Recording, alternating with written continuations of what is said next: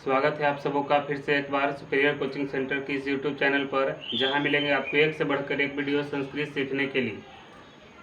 तो ध्यान देंगे, पिछले वीडियो में हम लोगों ने संधि को ख़त्म किया था। इसमें संधि प्रकरण बताया, संधि प्रकरण पूर्णतः समाप्त हो गया। तो इसके बाद हम लोग पढ़ेंगे अनुवाद प्रकरण। अनुवाद प्रकरण जो संस्कृत का सबसे बड़ा भाग है और संस्कृत का सबसे इम्पोर्टेंट, जो सबसे महत्वपूर्ण चीज़ है वह है अनुवाद। यदि इस चीज़ को सीख गए तो किसी भी चीज़ को, किताब हो, कोई भी चीज़ हो, आसानी से उसका हिंदी अनुवाद संस्कृत में अनुवाद हम लोग कर सकते हैं। तो बस इसको ध्यान देना होगा। सबसे महत्वपूर्ण सब्जेक्ट है, इसको बहुत बारीकी से पढ़ना होगा। कौन चीज़ क्या है इसके बारे में जानना होगा। तो ये देखेंगे, आज हम लोग पढ़ेंगे अनुवाद प्रकरण के बारे में। तो पहले अनुवाद के लिए, संस्कृत में अनुवाद करने के लिए, हिंदी से संस्कृत में अनुवाद करने के लिए बहुत सारी चीज़ों की ज़रूरत होती है। जैसे कि पहले पढ़ेंगे पुरुष। पुरुष पुरुष क्या है, इसके बाद वचन है, लकार है, लिंग है। ये सभी चीज़ें पहले पढ़ लेंगे, जान लेंगे कौन सी क्या है। इसके बाद में अनुवाद करेंगे, तब बहुत आसानी होगी बनाने में।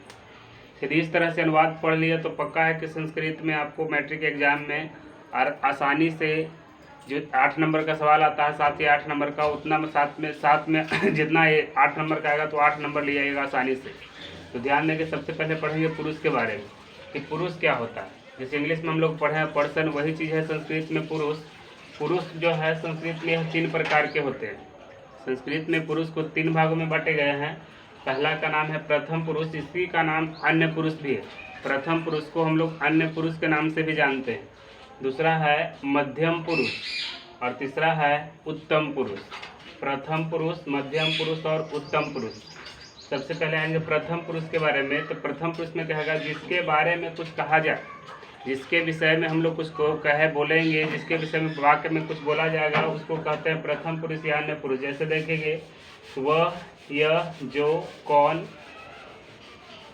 लड़का, बालिका मतलब लड़की होगा, राज्ञी मतलब होता है रानी। ये सब संस्कृत भी इसमें लिखा हुआ ताकि आसानी से याद हो सके कुछ चीज़ें।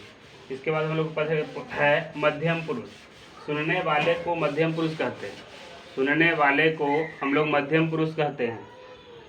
मध्यम पुरुष सुनने वाले को कहा जाता है। जैसे देखेंगे, त्वम, त्वम मतलब होगा तुम, युवाम तुम दोनों, युयम तुम लोग।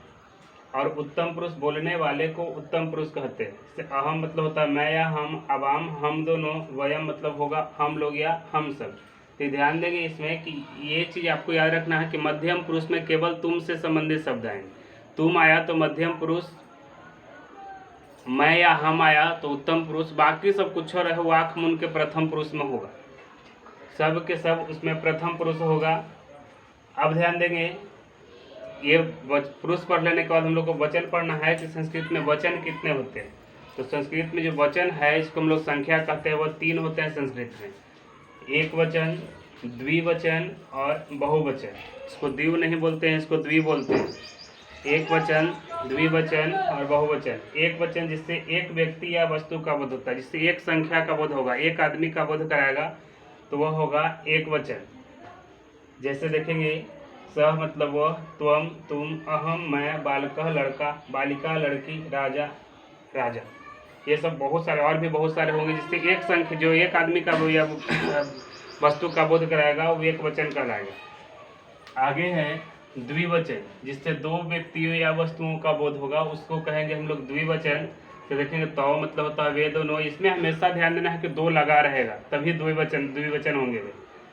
फिर है लास्ट बहुवचन, जिससे 2 से अधिक संख्याओं का बोध हो, उसे बहुवचन कहते हैं। और बहुवचन में 2 से अधिक, जैसे 3 भी हो जाएगा तो बहुवचन ही कहलाएंगे। तो देखेंगे, ते मतलब हो गया वे सब, युयम तुम लोग। यहाँ पता नहीं चल रहा है कितने, लेकिन 2 से अधिक है। 3 लड़के, तो त्रयः बालका होता है। कैसे होगा वो आगे चल के हम लोग पढ़ेंगे। वयम हम लोग, एते ये सब या ये, वैसे ही ते मतलब वे सब हो या वे भी हो जाएंगे। अब पढ़ेंगे लिंग के बारे में। तो संस्कृत में जो लिंग है यानी जातियां है, 3 तरह के पाए जाते हैं। 3 तरह के होते हैं, 3 प्रकार के लिंग होते हैं। लिंग का मतलब ही होता है चिन्ह। लिंग का जो मतलब है, पूर्णतः मतलब उसका होता ही है चिन्ह। और संस्कृत में लिंग 3 होते हैं, पुल्लिंग, स्त्रीलिंग और नपुंसक लिंग। पुल्लिंग, स्त्रीलिंग और नपुंसक लिंग। पुल्लिंग जिससे पुरुष जाति का बोध होगा उससे हम लोग पुल्लिंग कहेंगे। जिससे स्त्री जाति का बोध होगा उससे स्त्रीलिंग कहेंगे। और जिससे निर्जीव वस्तुओं का बोध होगा उससे हम लोग नपुंसक लिंग कहेंगे। तो ध्यान देंगे, पुल्लिंग जिससे पुरुष जाति का बोध हो, जैसे राम, श्याम, कुत्ता, घोड़ा, हाथी, ये सब रहेगा। स्त्रीलिंग जैसे सीता, गीता, घोड़ी, बकरी, लड़की, नदी, रानी, ये सब रहेंगे। नपुंसक लिंग जिससे निर्जीव वस्तुओं का बोध होगा उससे हम लोग नपुंसक लिंग कहेंगे। जैसे घर, फल, किताब, शहर, वन, जंगल, भवन, खेत, ये सब बहुत सारी चीज़ें ऐसे मिलेंगे पढ़ने के लिए जो कि नपुंसक लिंग हो गए। इसमें संस्कृत के आधार पर नहीं विभाजित किए गए, संस्कृत का लिंग जो है अलग होते हैं। अब आगे इसके बाद हम लोग पढ़ेंगे लकार के बारे में। दो तीन चीज़ें बहुत ज़रूरी है हम लोगों को पढ़ने के लिए। अनुवाद के दृष्टिकोण से ये सब नहीं पढ़ेंगे तो आगे चल के बाकी चीज़ समझ में नहीं आएंगी।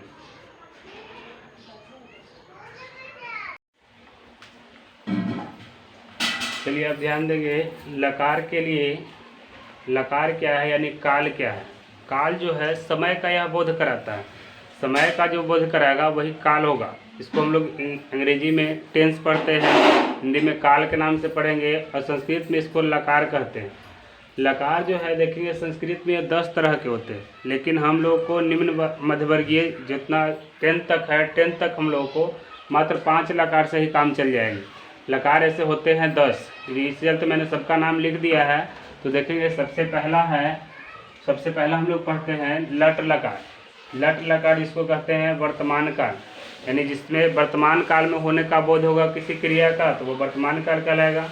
लंग लकार भूतकाल, लिट लकार भविष्यत काल, लोट लकार आदेशवाचक और विधिलिंग लकार अनुज्ञावाचक। ये चीज़ हम लोग कहीं कहीं देखेंगे कि लंग कैसे लिखते हैं और लिट, देखिए कहीं कहीं हम लोग लिंग इस तरह से लिख देते हैं, ये लिख देते हैं, और कहीं कहीं लिंग जो है हम लोग इस तरह से लिख देते हैं। तो ये लिखने का कारण है कि यहाँ पर जो है पंचमाक्षर का प्रयोग होता है। पंचमाक्षर मतलब प्रत्येक वर्ग का पहला अक्षर पंचमाक्षर कहलाता है। यहाँ पंचमाक्षर का प्रयोग होगा तो देखेंगे कैसे अनुस्वार के आगे जिस वर्ग जौन सा वर्ग रहेगा, जो भी वर्ग रहेगा उसी वर्ग का पंचमाक्षर प्रयोग होता है। तो देखेंगे यहाँ लिंग में के बाद यहाँ क्या है, अनुस्वार के बाद ग है, तो ग का 5वां अक्षर क्या होगा, अंगा होगा। इस चलते यहाँ लिंग इस तरह से लिखा जाता है। लिंग को ऐसे भी लिख सकते हैं हम लोग, अंगा आधा कर देंगे, ग लिख देंगे, लिंग ऐसे भी लिखा जाएगा। देखते हैं संधि लिखाता है तो संधि इस तरह से हम लोग लिखते हैं और इस तरह से ही लिखते हैं। तो कारण है देखिए आगे अनुस्वार के आगे ध है, तवर का है, तो तवर करना प्रयोग होगा। खंड हम लोग इस तरह से भी लिखते हैं और खंड हम लोग इस तरह से भी लिखते हैं। यदि खंड हम लोग ऐसे लिख दे तो ये गलत हो जाएगा। कारण है कि आगे टवर्ग है और टवर्ग का ही पंचमाक्षर प्रयोग होगा। तो इस तरह से यह था पंचमाक्षर का प्रयोग, इसलिए हम लोग जो है लिखते हैं लिंग इस तरह से भी लिखते हैं। लिंग कहीं कहीं इस अंगा जो है ग मिला के लिखते हैं, कारण होता है वहाँ पंचमाक्षर का प्रयोग होता है। तो ये 5 लकार को हम लोग को पढ़ने से काम चल जाएगा।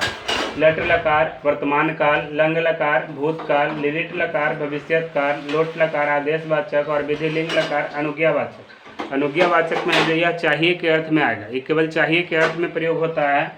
आगे है छठा पढ़ना है लुट लकार अन्यतन भविष्यत काल, लिट लकार हेतु मद भूतकाल, लीट लकार परोक्ष भूतकाल, लुंग लकार अन्यतन भूतकाल, आशीर्लिंग लकार आशीर्वाद कल्याण कामना आदि, लुट लकार अन्यतन भूतकाल भविष्यत काल, लिंग लकार हेतु मद भूतकाल, लीट लकार परोक्ष भूतकाल, लुंग लकार अन्यतन भूतकाल और आशीर्लिंग लकार आशीर्वाद कल्याण कामना।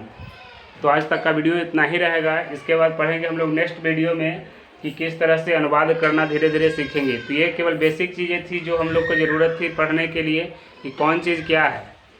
अब मिलते हैं अगले वीडियो में। यदि वीडियो अच्छा लगा हो तो शेयर करें और लाइक करें। तब तक के लिए धन्यवाद।